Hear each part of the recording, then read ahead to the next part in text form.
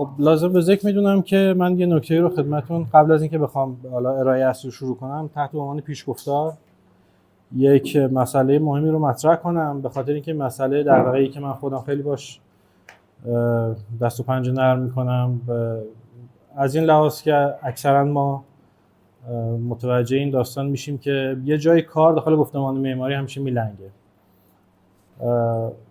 که حالا من تحت عنوان کسب سرمایه نمادین و مکانیزم میل سعی میکنم به صورت خیلی خلاصه یه بخشی از این دغدغه ذهنی که حداقل یکی از مشکلات امروز خودم هست و حالا تشریح کنم. مسئله‌ای که ما داریم اینه که یه چیزی باب شده تحت عنوان استفاده از کلمات خیلی پرطمطراق و پرطنطنه‌ای تحت عنوان مثلا آپاراتوس و ساختار و سکشنال آبجکت و این داستانا، بدون اینکه دقیقاً ترمینولوژی و بک‌گراند پشت این کلمات توسط اون کسی که شارح این مفاهیمه تدقیق بشه و بیشتر برای ارضای شکل به خصوصی شکل آرمانی از ایگو هست که اون شخص مورد نظر معمولاً از این عبارات استفاده میکنه تا سعی کنه یک سرمایه نمادینی برای خودش کسب کنه. به طور مثلا بگن که خب آقای مکفندی چقدر باسواد بود یا مثلا چقدر میدونست و چه عباراتی که من بلد نبودم، و خب هیچ وقت این عبارات طی یک ارائه منسجم نه تشریح میشن، نه تفهیم میشن و نه تدقیق. خب این برمیگرده به مسئله مکانیزم میل، یعنی پیشاپیش انسان قبل از اینکه درد بخواد برش وارد بشه از مسئله رنج فرار میکنه و خودش رو پرتاب میکنه داخل لذت. به طور مثال وقتی که فرض کنید شما یک نوشیدنی میخورید و قبل از اینکه سردرد بگیرید قرص مسکن میخورید، یعنی هنوز درد بر شما عارض نشده و شما مسکن میخورید، پیشاپیش فرار رو به جلو به سمت لذت هست. و این فرار رو به جلو به سمت لذت به طور معمول توی لایه‌های فرهنگی وجود داره که مکانیزم میل با وعده لذت پایدار سعی میکنه که شما رو از اون موقعیتی که هستین فاصله بده و شما رو به یک موقعیت آرمانی توهمگونی که احتمالاً ازش یه ایگو میخواد بسازه پرتاب کنه. به طور مثال یه مقدار انضمامیش بخوام بکنم، یه چیزی مثل بیمه، مثلا مستمری بگیری داره وعده حقوق پایدار میده و رنج بیپولی رو از شما مثلا دور میکنه. یا مثلا در نظر بگیرید که ادیان چجوری به شما وعده لذت پایدار رو میدن. زمانی که شما اینجا یه چیزی نمیخورید و جای دیگه میتونید چیزهایی بخورید که هیچ وقت سیر نشید، اون خوردن پایدار به یه شکلی اون لذت پایدار. و حالا بحث اصلی من اینه که کتاب و شیوهی به خصوصی از خوندن کتاب و انگار وعده دانش پایدار داره به بعضیا میده. یعنی پیشاپیش وقتی که دارن کتاب میخونن فکر میکنن که اگر مثلا من این کتاب یا هر کتاب دیگه رو خوندم دارای یک دانش پایداری هستم که تا ابد این فرم فیکس شده از دانش درون من حضور داره. خب من هیچ وقت از اون دسته انسانایی نبودم که خیلی میل به لذت داشته باشم و سعی کردم که همیشه توی یه قلمروی دیگه بازی کنم. از این حیث تلاش میکنم که با یک خوانش نسبتاً متفاوت از مسئله پدیدارشناسی، چیزی که در ایران حالا به طور معمول مورد تفسیر قرار میگیره، من دریچه دیگه رو باز کنم و سعی میکنم که پیشاپیش اون نکته‌ای که خیلی مخفوله از نظر من نحوه استدلال اون نظر نهاییه. چون که ما معمولا در مورد چیزهایی صحبت میکنیم که پیشاپیش ترمینولوژی اونها رو تدقیق نکردیم، ادله‌ای براش نداریم و از یک استراتژی، از یک تاکتیک مشخص فرمال برای اثبات اون پیروی نمی‌کنیم. در این خصوص فکر می‌کنم این دوره موضوعش خوانش بود و خب وقتی که شما استراتژی و تاکتیکتون رو مشخص می‌کنید برای خوانش یک اثر یا یک اتفاق یا هر چیزی، ناخودآگاه با اون چشم‌اندازی که مشخص می‌کنید در امتدادش دسته‌بندی‌های مشخصی هم به وجود میاد. به طور مثال در تاریخ فلسفه شما اگر به واسطه فرم هگل و نیچه رو بخونید، اونا رو به شکل تقابلی می‌بینید. دو آرایی که به شدت در ضدیت هم قرار دارن. اما اگر شما چشماندازتون به تاریخ فلسفه به واسطه ساختارهای فضایی باشه، ببینید که هر دوی این دو فیلسوف بزرگ در امتداد یک سنت پرسپکتیوی هستن و اینجا احتمالاً شاید برای حتی بعضی از فیلسوفا این مسئله عجیب باشه که چطور هگل و نیچه در امتداد همن یا به یک معنا با یک ساختار فضایی دارن فکر میکنن.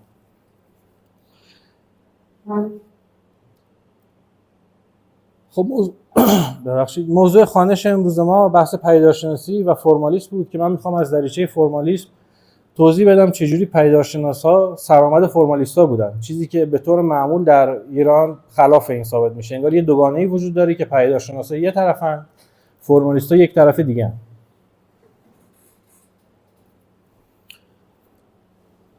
توی این 10-15 سال گذشته توی داخل مطالعاتی که من داشتم، من به دو تعریف کلی در فرم رسیدم که یکیش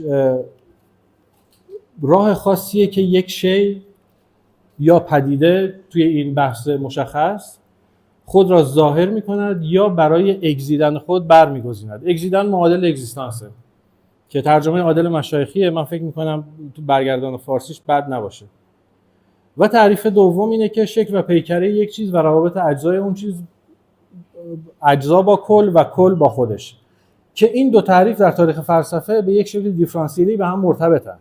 حالا ما در ادامه سعی می‌کنیم که به این مباحث بپردازیم.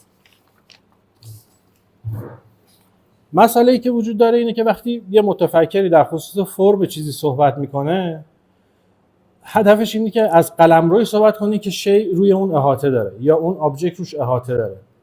یعنی در مورد قلمروی اون شی برای ظهور پیدا کردن، ظاهر شدنش صحبت میکنه و سعی میکنه که به طور معمول اون از شبکه‌های ویژگی‌های مثلا بعضی وقتا عینی توی تعریف اول، کارکردی تاریخی و موقعیت‌های سیاسی نیروها فاصله بگیره که حالا من استراتژی اینا رو مفصل‌تر در ادامه توضیح میدم. و وقتی که این شی به نوع یا پدیده از اون شبکه معنایی کارکردی و تاریخ موقعیتی نیروهای سیاسیش فاصله میگیره، اتفاقی که میفته اینه که سعی میکنه که فرم رو به یک شکل ناب مطرح کنه و وقتی فرم به شکل ناب مطرح میشه اصطلاحاً بهش میگن فرم فاشیستی. توصیه میکنم رابطه فیگرگراند کازا دل فاشو جوزپه ترانی رو ببینید که چطور همه ویژگی‌های محتوایی گرند از اون پروژه گرفته میشه. یه مسئله دیگه هم که خیلی مهمه اینه که خیلی مهم نیست که خود فیلسوف یا خود معمار عیناً از کلمه فرم استفاده کنه. مسئله نحوه استدلال و اون تاکتیک‌های و استراتژی‌هایی که اون فیلسوف استفاده میکنه که آیا فرمال هست یا نیست. مثلا هایدگر، غول پدیدارشناسی، مهمترین فیلسوف قرن 20 و البته غول یک از سرآمدهای فرمالیسم، به طور معمول مثلا از کلمه زاین استفاده میکنه. زاین یعنی بودن، ترجمه شده باشیدن، هستن، هستن، و این زاین با یک ساب فرمی به اسم وگ، وگ یعنی راه، و پیشا پیش به ما نشون میده که چجوری مسئله فرم سعی میکنه که به واسطه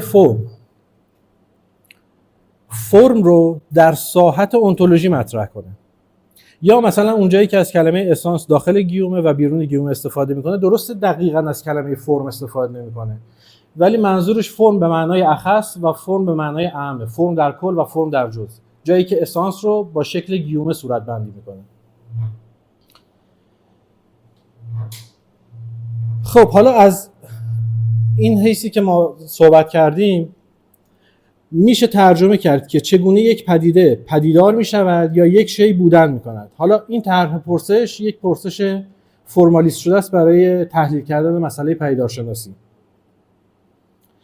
یعنی در اصل میخوایم اینو بگیم که چجوری پدیده A بودن میکند یا ظاهر میشود که پدیده B نه. شما جای A و B هر چیزی میتونید بذارید. میتونید بذارید انگشتر، میتونید بذارید ساعت فلان. چجوریه که انگشتر بودن میکنه در جهان این که ساعت بودن نمیکنه یا ظاهر نمیشه؟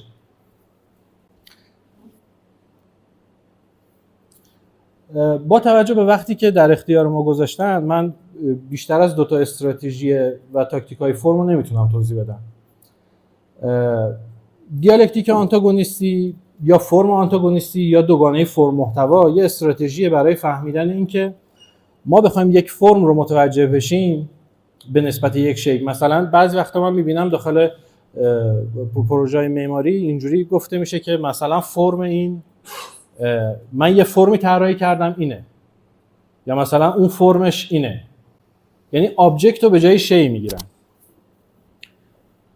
ببخشید آبجکت رو به جای فرم میگیرن.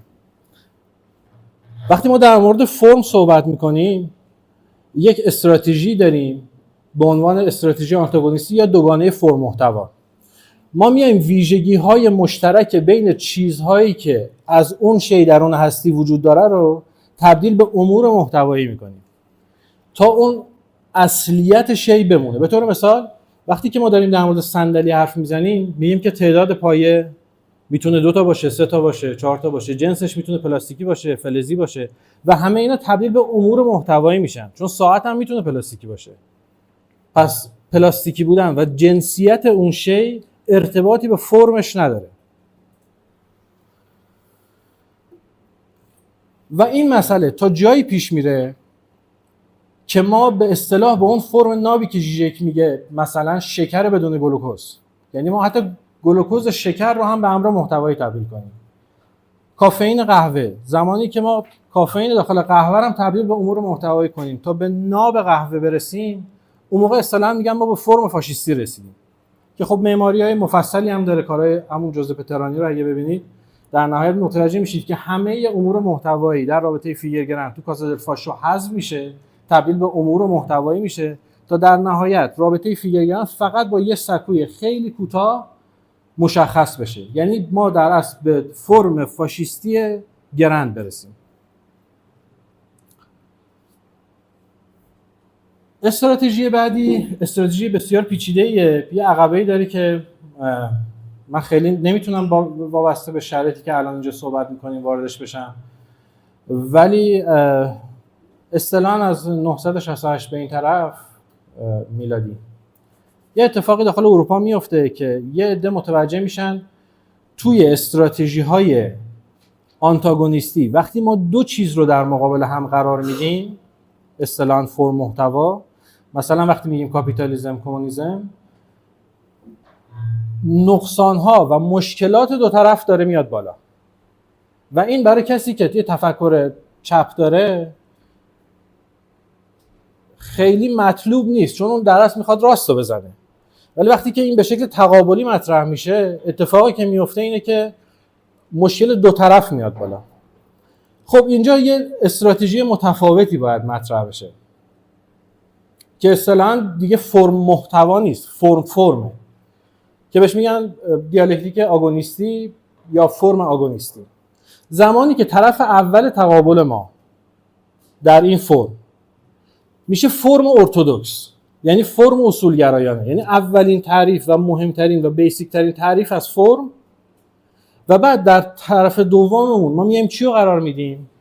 درجات متفاوتی از دیفرانسیلی که اون فرم در سیر تاریخ خودش گذرونده، یعنی با بی اعتبار کردن فرم دیفرانسیلی توسط فرم ارتدوکس اتفاقی که میفته اینه که ما به یک دوگانه آگونیستی میرسیم.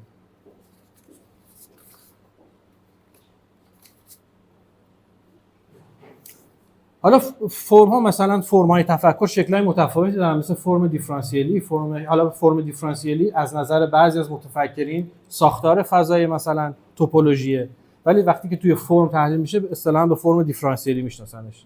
فرم های هیبریدی و دیگر فرم های دیالکتیکی که اندیشه انتقادی، وقتی که در مورد تئوری انتقادی حرف میزنیم احتمالاً داریم در مورد دیالکتیک ساکن، دیالکتیک بیانگریز، دیالکتیک امر منفی و یکی از این استراتژی‌ها صحبت می‌کنیم و در مورد معماری انتقادی حرف می‌زنیم.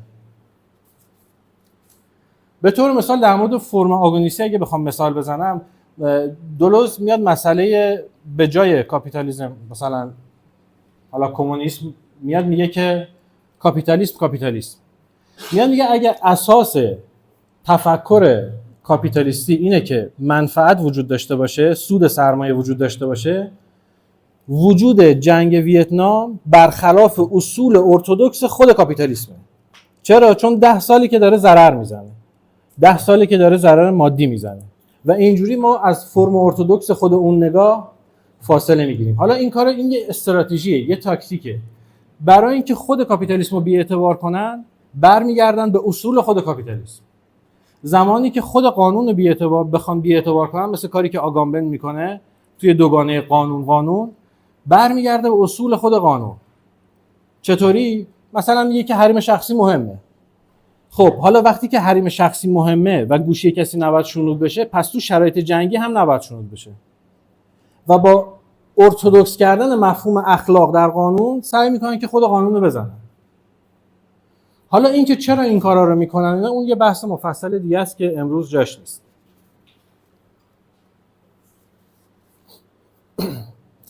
خب استراتژی که من میخوام استفاده کنم برای مسئله اینکه پدیدارشناسی چرا یک تفکر به شدت فرمالیستیه، استراتژی فرم ارتدوکسه یا همون فرم اصولگرایانه یا همون فرم دیالکتیک آگونیستی. خب داخل این نگاه آنتاگونیستی اگه ما بخوایم فرم محتوا رو مطرح بکنیم، میشه معماری پدیدارشناسانه و معماری انتزاعی. توی این حالت دوباره ما مجبوریم که با دو فرم متفاوت سعی کنیم دو تا چیز متفاوت رو استدلال کنیم و احتمالاً اینا هی مدام ناقض هم دیگه میشن و در نهایت هر کدوم در دو طرف طیف این اسلش گذاریه میمونن. از این حیث بهتری که با یک دیالکتیک آگونیستی سعی کنیم بگیم معماری پدیدارشناسانه اسلش، یعنی مسئله تفاوت گذار، معماری پدیدارشناسانه، یعنی فرم ارتدوکس و فرم موجود.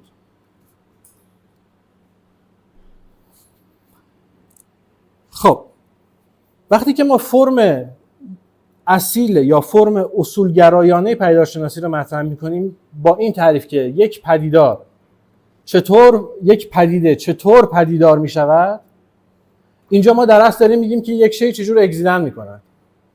یعنی با یک این همانی و یک ترجمه دقیق از دو جمله، دو نگاه فکری، ما متوجه میشیم که دو فکر در اصل دارن به واسطه ویژگی فرمال سعی میکنن نحوه پدیدار شدن رو در ساحت فرم مطرح بکنن.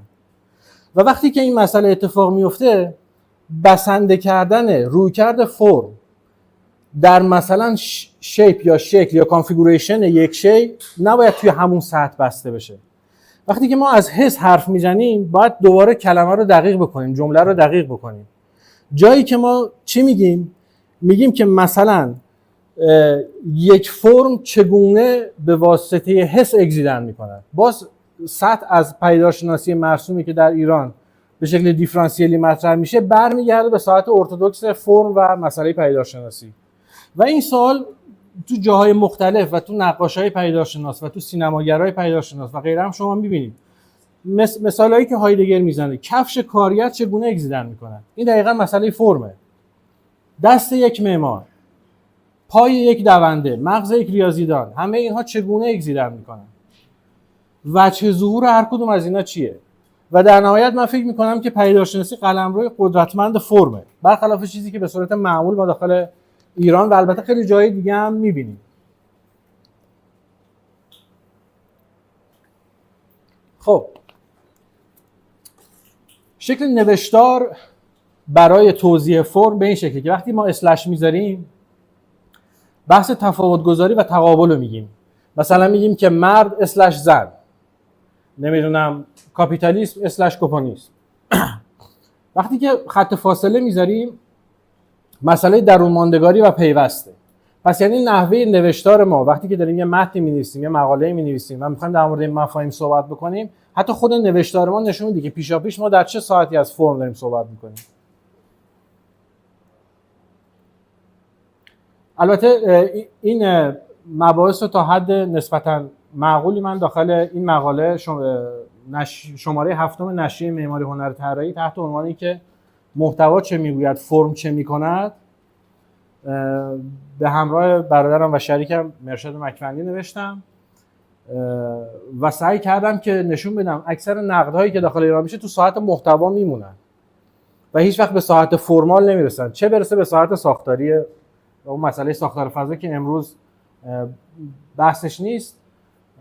و البته داخل بروشور من دیدم یه جوری نوشته شده بود انگار من فرمالیستم. من فرمالیست نیستم. من بیشتر ساختارگرا هستم و فهم ساختار نیازمند فهم فرم. چند تا نمونه معماری آنتاگونیستی مثال میزنم که دیالکتیک فرم محتوا دارم. زمانی که آیزنمن اینجا فرم پله رو از محتوای اتصال به دو سطح موازی مثلا با کد ارتفاعی متفاوت حذف میکنه و تبدیل به امور محتوایی میکنه و بخش اتصال هنوز تو قلمروی فرم میمونه، اما اتصال به کجا؟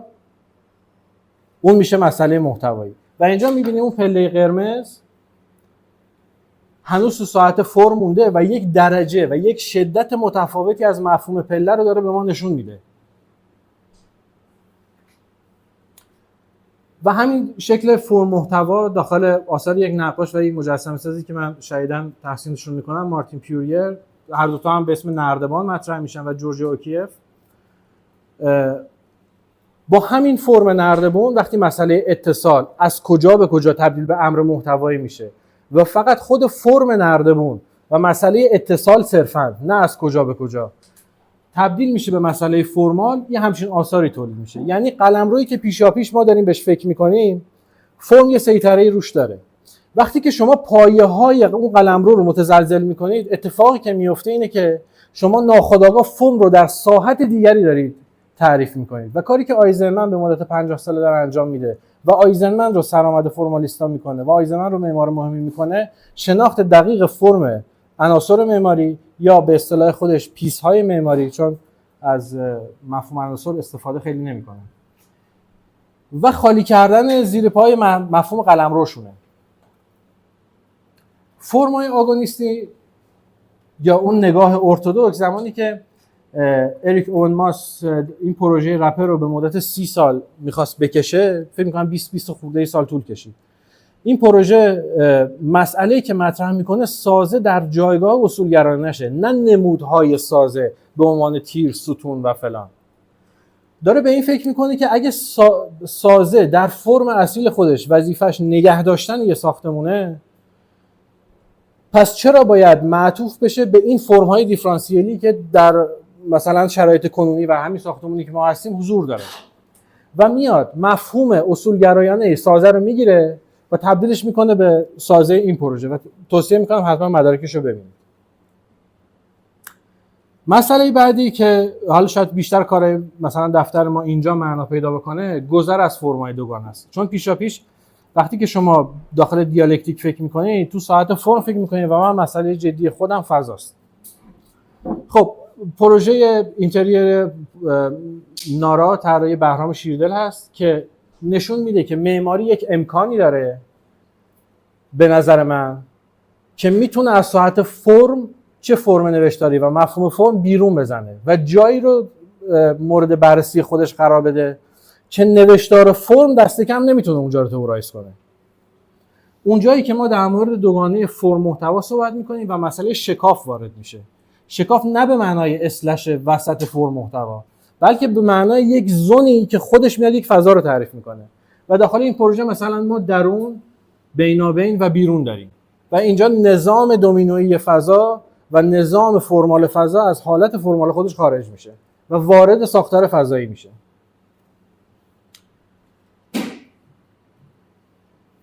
خب اینجا یکی از، در نهایت اسلاید آخر، یکی از پروژه‌های دفتر خودم، البته من خیلی عادت ندارم مثلا نه تو اینستاگرام نه داخل سایت، من هیچ جا پروژه دفتر خودمون رو نشون نمیدم، علاقه هم به این کار ندارم، صرفا فقط یه جای اینجوری باشه من در یک اسلاید پروژه دفتر خودمون رو میارم که تا حدی رویکرد خودمون تطبیق بشه. پیشاپیش گفتیم که وقتی که از اسلش استفاده میکنیم، یعنی مسئله تفاوت گذاره، وقتی که فرم به حالت سگانه خودش میرسه و از اون دوگانه فرم محتوا خارج میشه، به اصطلاح از استراتژی های فرم داره خارج میشه. و حالا ما با تحلیل مسئله سکشنال آبجکت سعی کردیم که این ور تقابل یک مسئله درون ماندگار بین فضای درون و فضای بینابین تولید بکنیم و اون ور اسلش تبدیل بکنیم اونو به فضای بیرون.